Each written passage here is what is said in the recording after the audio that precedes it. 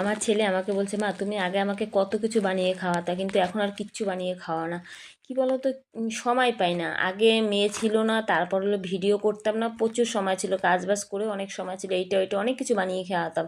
কিন্তু এখন সত্যি কথা, ভিডিও এডিট করে তারপরে মেয়েকে নিয়ে না সময় পাই না। আর যেইটুকু কাজ আমি পরিষ্কার করে রাখি, আমার মেয়ে কী করে জানো, আবার সেই যা কাজটা আবার আউলিয়েছে, আবার সেটা আমার পরিষ্কার করতে হয়। এই করতে করতে, ভিডিও এডিট করতে করতে সময় পাই না। আগে কত বাড়তি কাজ করতাম, সেটাও এখন সময় পাই না। আজকে ছেলেকে বললাম কি, বাবু লুচি খাবি, আর শীত পড়ে গেছে তো মাঝে মাঝে একটু লুচি করবো।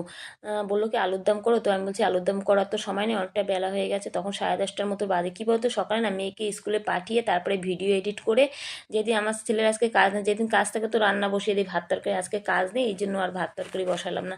এই জন্য এডিট করতে করতে অনেকটা সময় লেগে যায়, তারপরে ভিডিও ছাড়তে হয়, এই করে অনেক সময় লেগে যায়। আর ওই দেখো, ওই কাপড়টা না আমি পরে গেছিলাম, মায়াপুরে পরে গেছে, সারাদিন ছিলাম তো মায়াপুরে, পুরো লাট হয়ে গেছিলো, এই জন্য কাপড়টা একটু ধুয়ে দিচ্ছি।